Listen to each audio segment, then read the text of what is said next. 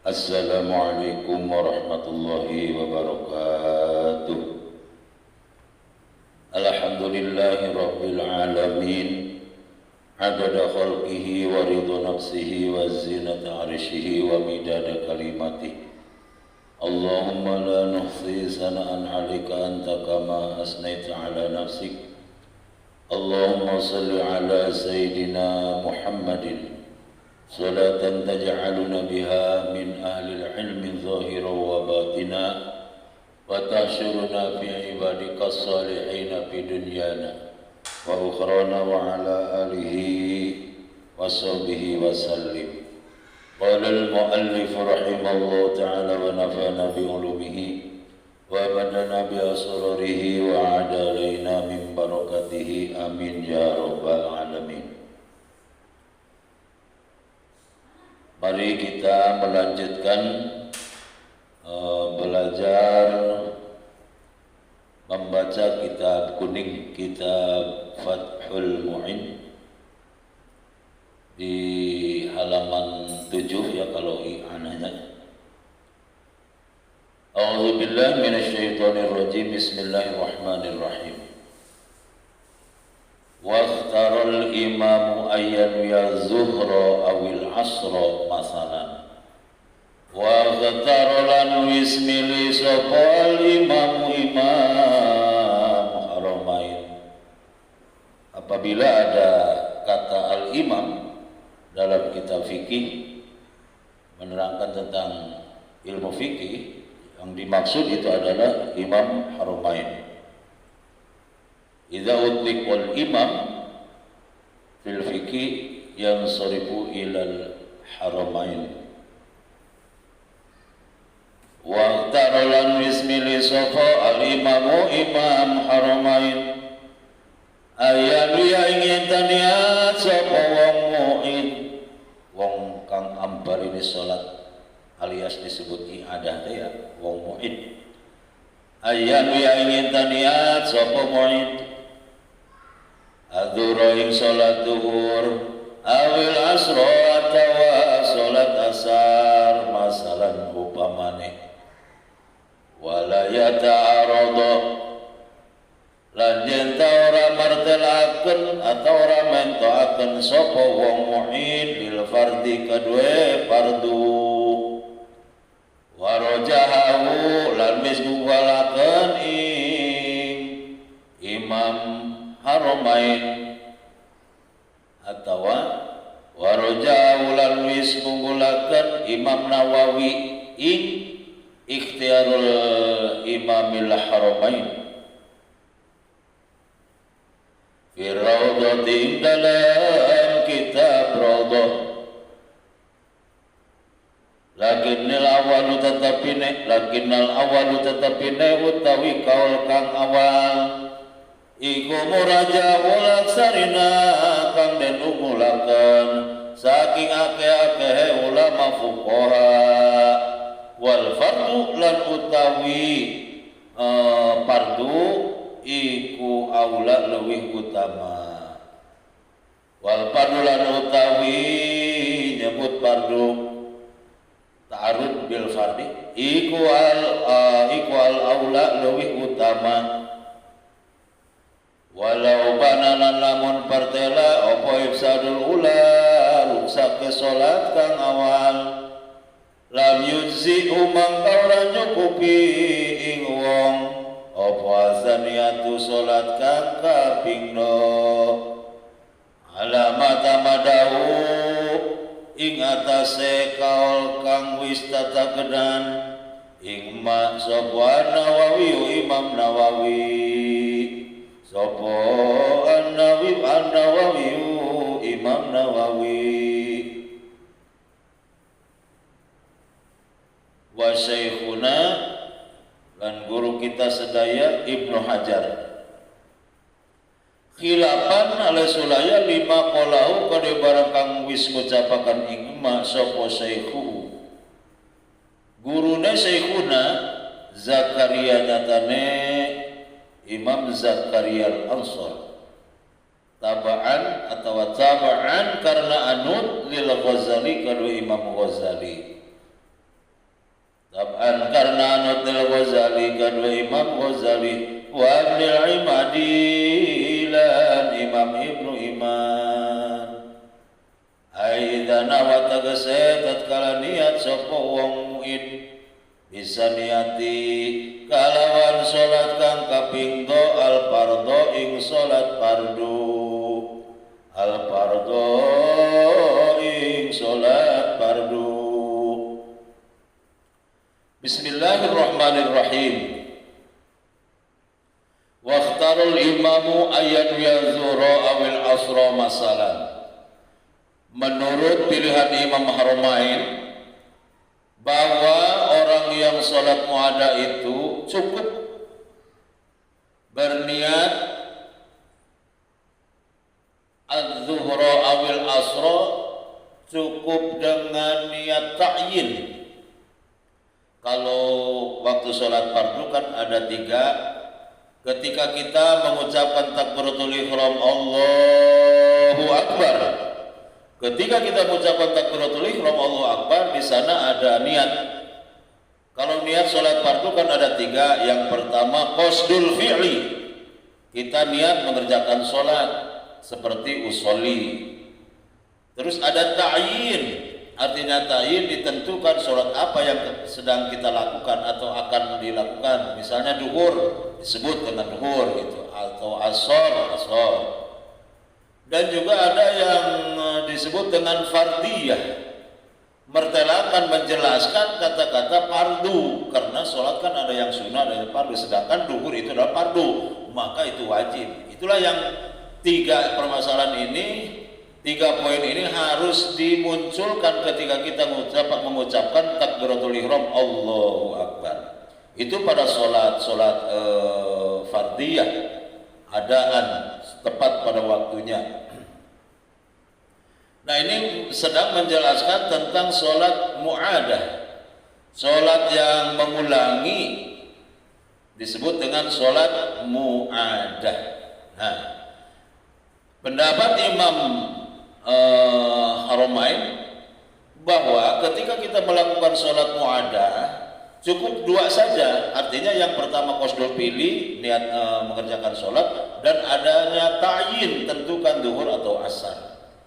Bagaimana dengan fardiyah? Wala yata'arradu lil fardhi, itu tidak diharuskan untuk menjelaskan tentang fardu, artinya fardiyah.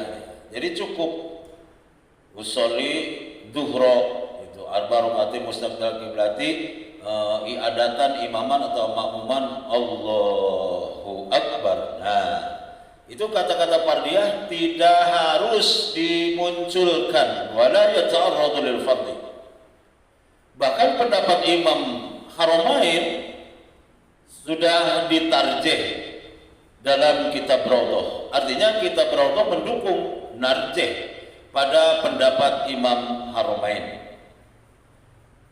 Lakinil awalu murajjahul aktsarina, tapi ulama-ulama, sebagian besar ulama-ulama Syafi'iyah mentarjih bahwa wal fardu al aula, lebih utama harus dimunculkan fardunya.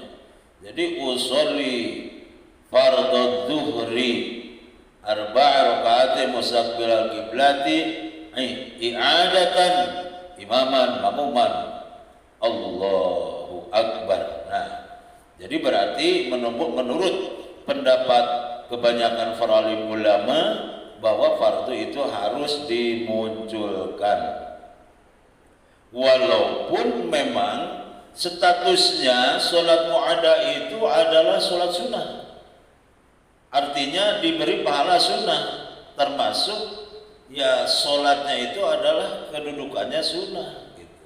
Tapi ketika kita niat ya tetap fardiyah itu harus dibawa gitu.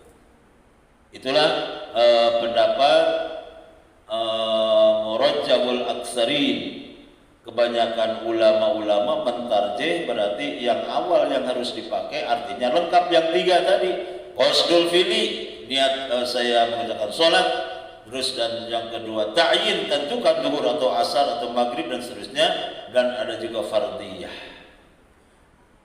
Kenapa? Karena masalahnya kalau misalnya sholat yang awalnya ada kerusakan rusak, maka yang kedua itu jelas sudah mengganti. Artinya kita tidak usah sholat lagi karena sudah tadi ada mu'adah gitu.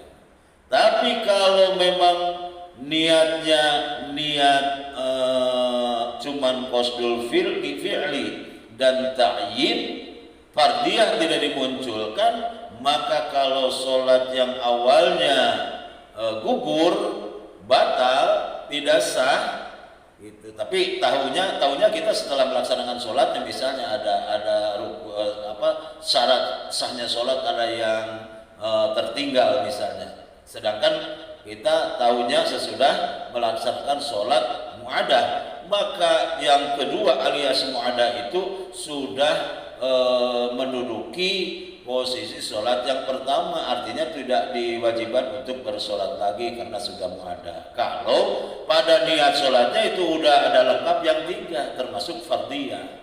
Tapi kalau niatnya cuma niat sunnah, ya otomatis harus kembali sholat zuhur. Kenapa? Karena sholat yang kedua itu niatnya tidak pakai fardiyah gitu. Maka untuk lebih jelasnya, walau bana fasadul ula lam yuzihu saniyatu ala ma'tamadahun Nawawi wa syekhuna khilafan lima qalahu syekhu Zakaria tabaan lil Ghazali wa Ibn al-Iman aidan wa bi saniyatil fardhu. Jadi kalau sudah nyata sholat pertama itu rusak, tahu-tahu kita setelah mu'adah, oh tadi sholat kebetulan pakai misalnya bajunya yang itu atau sarungnya yang itu, sedangkan ada najisnya. Kan waktu sholat mu'adah kan ada jeda, jadi udah diganti misalnya kebetulan gitu. Sehingga jadi tadi sholat yang awal itu rusak, itu batal karena tidak memenuhi syarat sahnya sholat, karena sholatnya ada najisnya misalnya.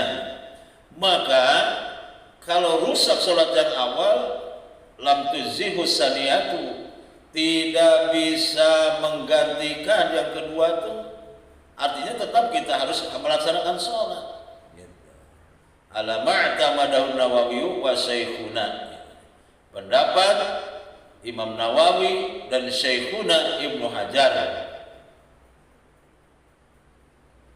Jadi berarti Imam Nawawi, Ibnu Hajar mengatakan, menjelaskan sholat yang kedua itu tidak bisa menggantikan sholat yang awal karena niatnya niat sunnah, tidak pakai fardiyah. Khilafan lima qalahu syekhu Zakaria tabanil Ghazali wa Ibn al-Iman idza nawa bisaniyati al-fardhu. Beda lagi dengan pendapat gurunya yaitu Imam Zakaria, karena ikut pada Imam Ghazali dan Ibn al-Iman, idza nawa bisaniyatil fardhu. Apabila niat yang keduanya pakai dengan fardiyah, artinya ada fardu, kata-kata fardiyahnya, fardunya, maka itu cukup. Sholat yang pertama walaupun gugur, maka sudah ada sholat yang kedua yang mu'adah itu. Tidak harus diulangi kembali. Kenapa? Karena yang kedua kan udah lengkap niat yang 3 poin itu ketika takbiratul ihram. Jadi ketika kita memunculkan takbiratul ihram, maka 3 poin fardiyah, ta'yin, qasdul fi'li sudah lengkap. Ya cukup. Artinya yang kedua menggantikan sholat yang pertama. Wahia bijam'in kasirin afdalu minha bijam'in qalilin lil khabari sahihaini. Wahia utawi berjamaah bijam'in kasirin kalawan jamaah kang akeh iku afdalu lewi utama minha saking jamaah jamin qalilin ing dalam jamaah kang kidi lil khabari sahihaini karena an hadis as-sahihi kang sahih hadisnya hadis sahih wa makana wa malan utawi jamaah kana kang ana upama iku aksaro leuwih akeh bahwa mangka utawi ma iku ahabu leuwih dipika cinta leuwih lebih den demeni ilallahi ta'ala maring Allah ta'ala. Nah, di sini jelas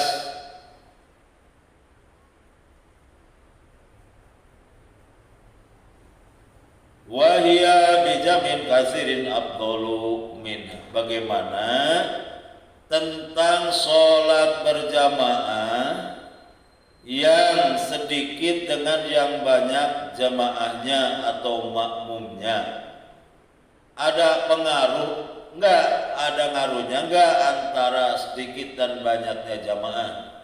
Berkaitan dengan fadilah, berkaitan dengan keutamaan.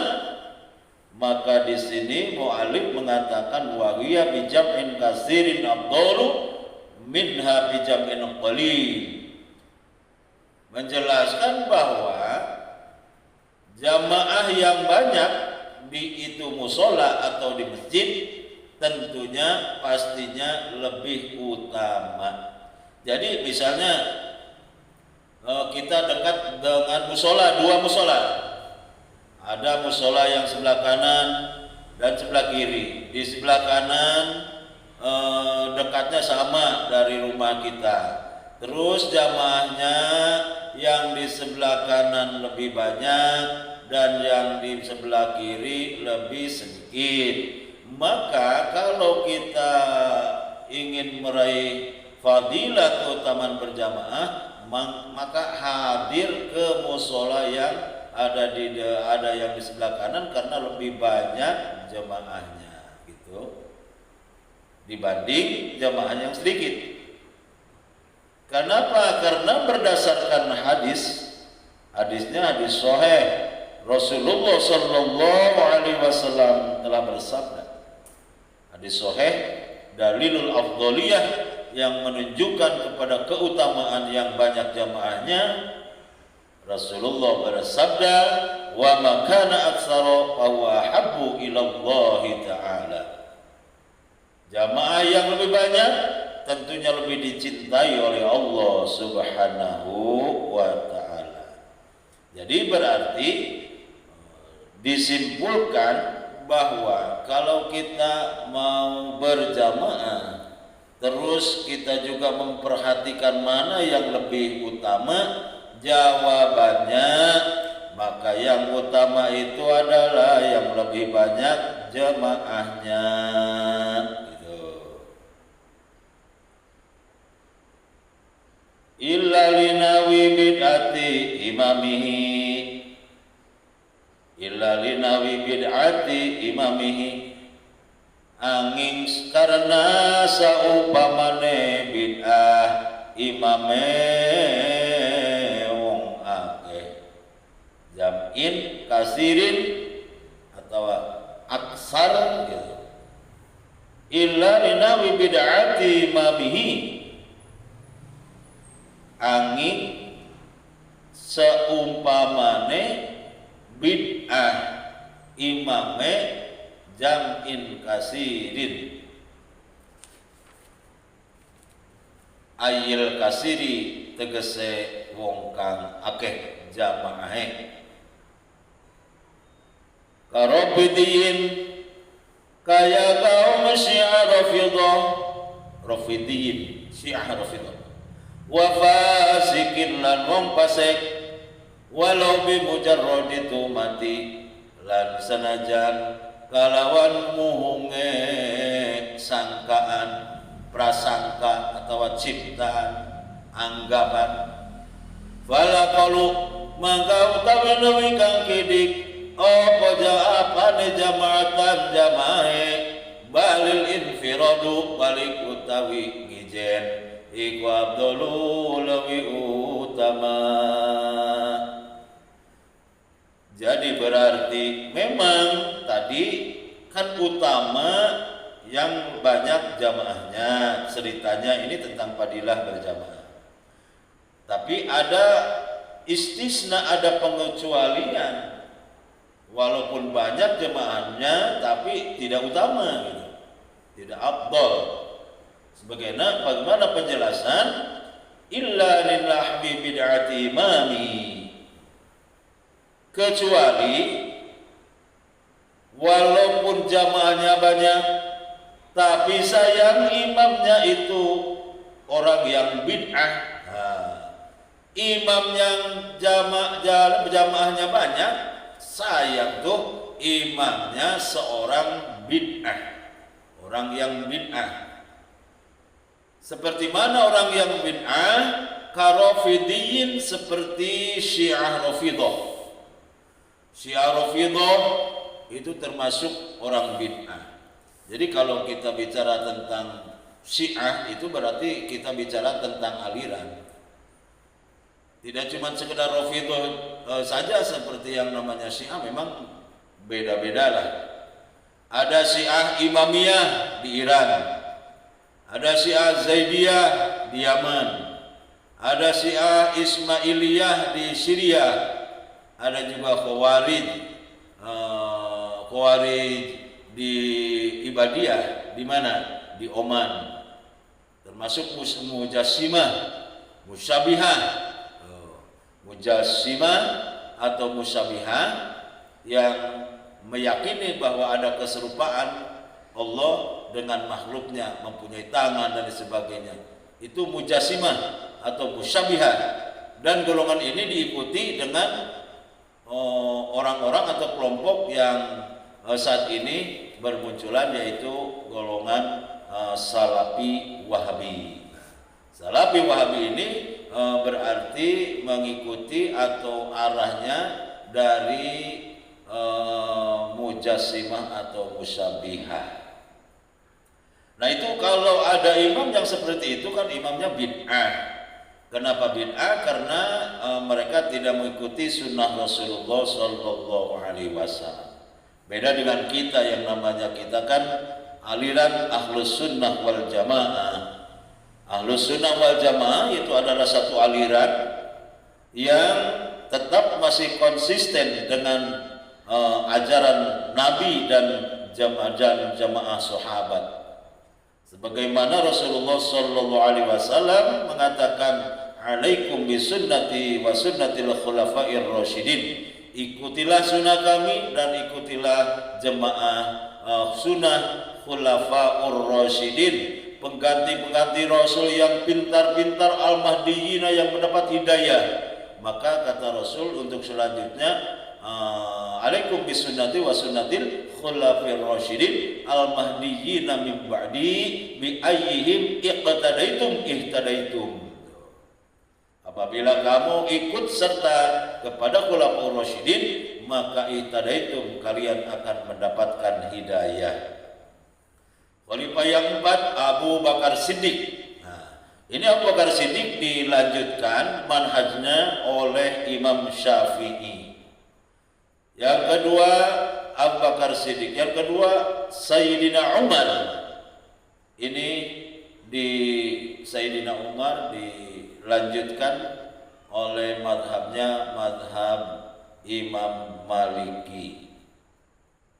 Ada juga Sayyidina Utsman, madhabnya madhab Hanafi.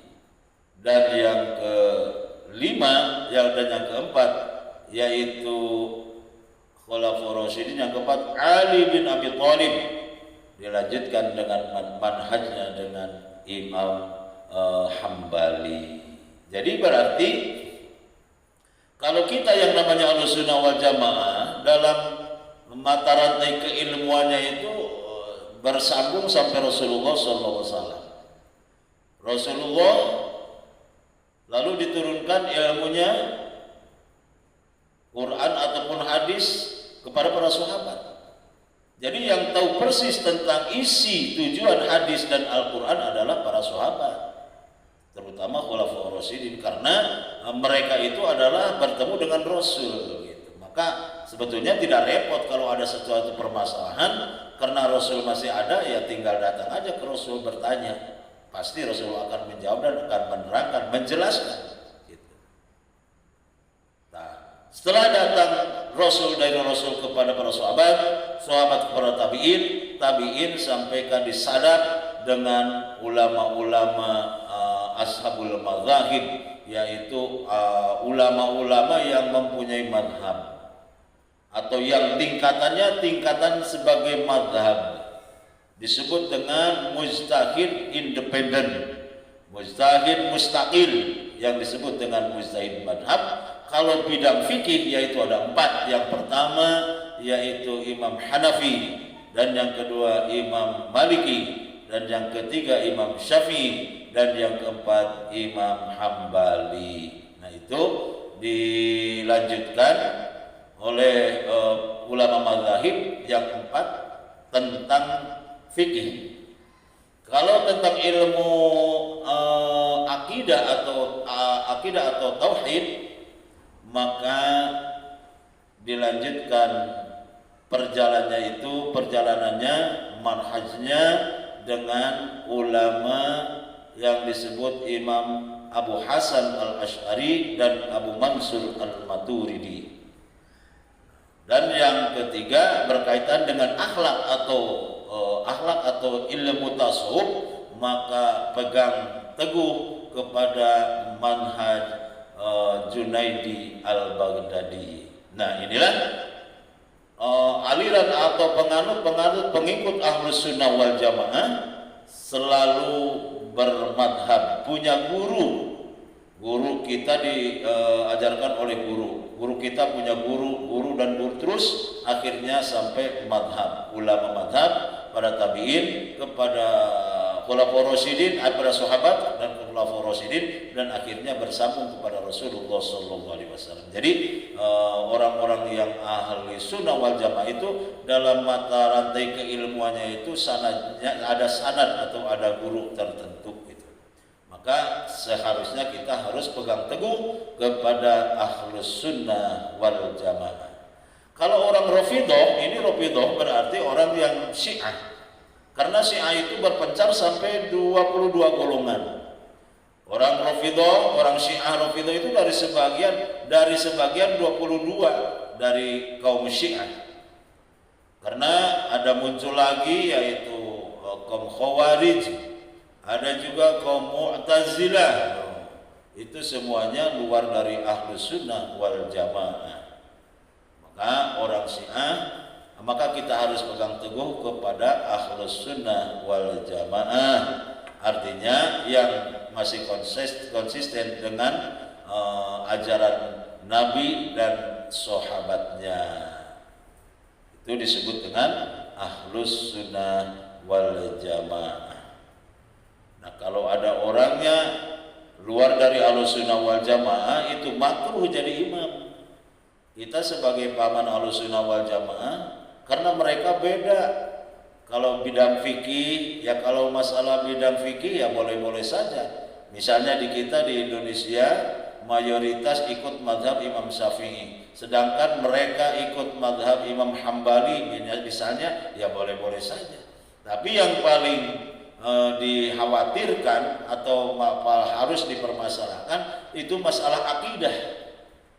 Kalau bicara tentang akidah itu luar biasa, karena kalau masalah membahas tentang peribadatan itu kan jelas sudah beda madhab, boleh-boleh saja gitu. Tapi kalau sudah bicara tentang akidah, karena mereka tidak ikut dengan Abu Hasan al-Ash'ari dan Abu Mansur al-Maturidi. Karena yang mu'tabaroh, yang diakui dunia yaitu tentang akidah adalah 2, yaitu Abu Hasan al-Ash'ari dan Abu Mansur al-Maturidi. Sedangkan mereka itu tidak ikut, apakah itu Abu Hasan al-Ash'ari atau Ash'ariyah, Abu Mansur Al-Maturidi atau Maturidiyah, itu tidak ikut. Maka kalau kita sebagai pengikut Ahlus Sunnah wal Jamaah dalam akidah, dalam keyakinan, tentunya kita mengetahui Allah itu dengan sifat-sifatnya yang 20, dari mulai wujud, qidam, baqo dan seterusnya.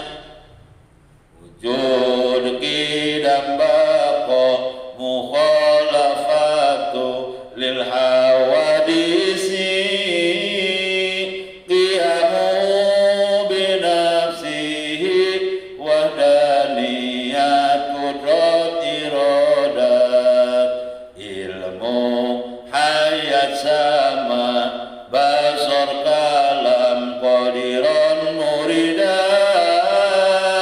aliman, hayat, sami'an, basiran, mutakaliman.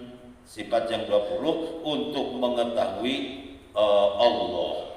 Sedangkan ada keterangan la tasihul ibadah illa bi ma'rifatil ma'bud. Tidak sah ibadah kita kecuali harus tahu siapa yang disembah oleh kita.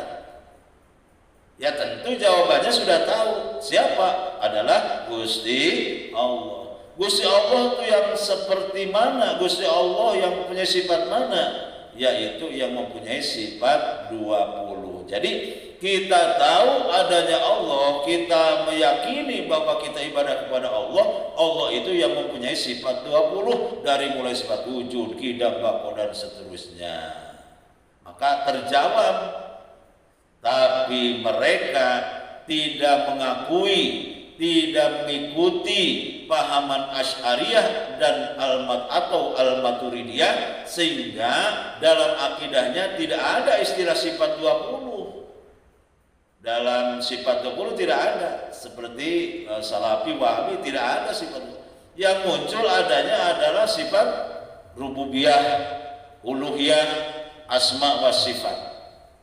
Walaupun di dalam Ahlus Sunnah wal Jamaah ada yang namanya sifat rububiyah, uluhiyah, asma sifat, tapi yang diproyeksikan oleh mereka sudah jauh berbeda.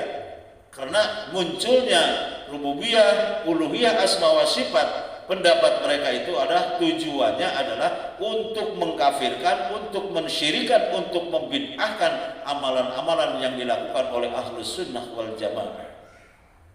Maka kalau kita kan sudah tahu dalam surat Al-Fatihah, iyyaka na'budu wa iyyaka nasta'in. Kita iyyaka na'budu, kita beribadah kepada Allah, wa iyyaka nasta'in, dan kita memohon kepada Allah. Sudah tahu.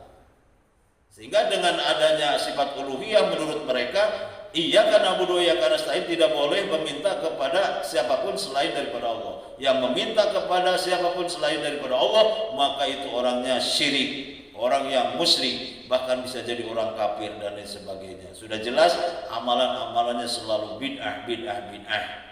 Padahal untuk pahaman kita kan dalam surat Al-A'raf ayat 35, ya ayyuhalladzina amanu taqullaha wabtaghu ilaihil wasilata wajahidu fi sabilihi la'allakum tuflihun.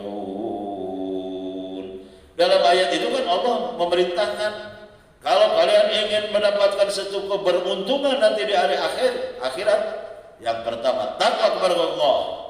Iman sudah ada dasarnya.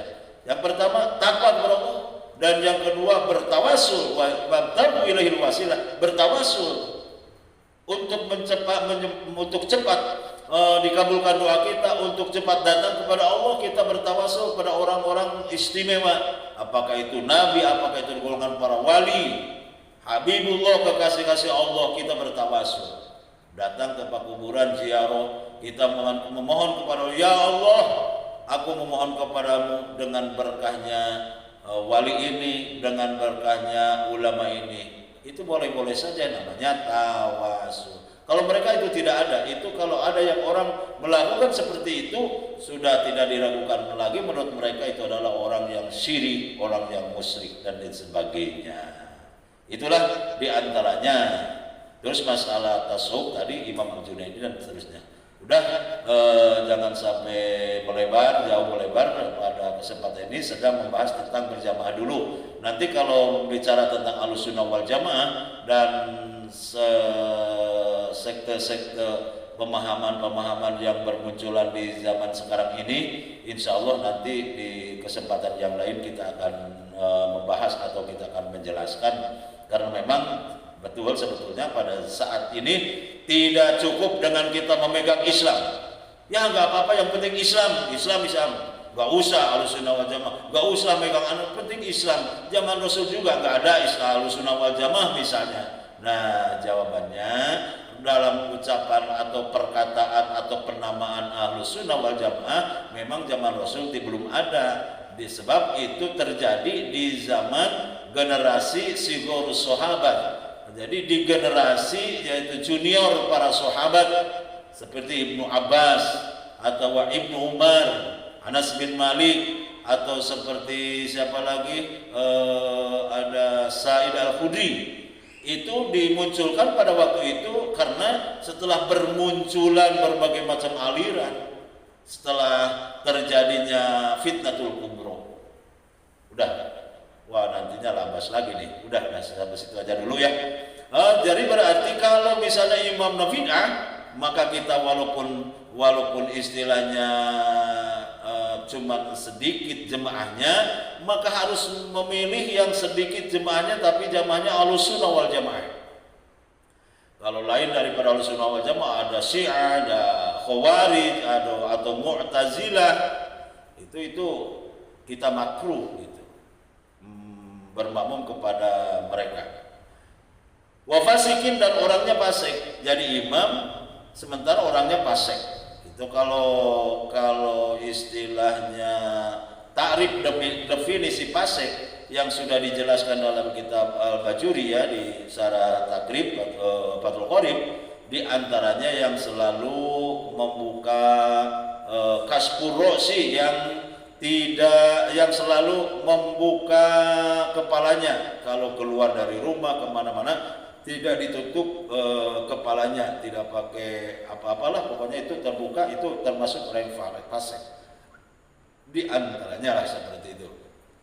Nah itu walaupun karena tahunya cuma sekedar bimujarrad tuhmah, cuma sangkaan saja, atau karena dilihat dari casingnya saja, biasanya orang Wahabi casingnya seperti ini, orang Syiah seperti casingnya ini, orang Hizbut Tahrir casingnya seperti ini.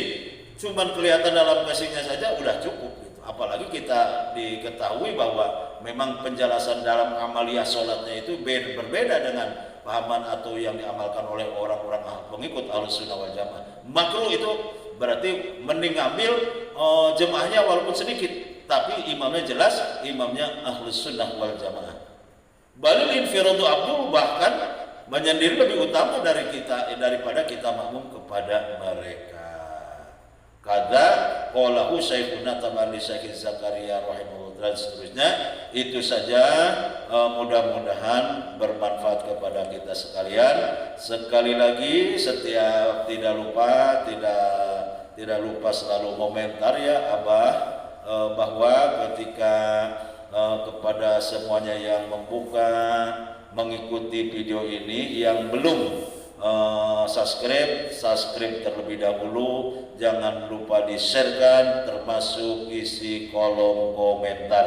Insya Allah berlanjut baru di sini sampai dengan tadi wahya bijam'in kasirin abdulu, sampai balil infiradu abdulu. Mudah-mudahan bermanfaat kepada kita sekalian. Terima kasih. Billahi taufiq wal hidayah, wallahul muwaffiq ila aqwamit thoriq. Wassalamualaikum warahmatullahi wabarakatuh.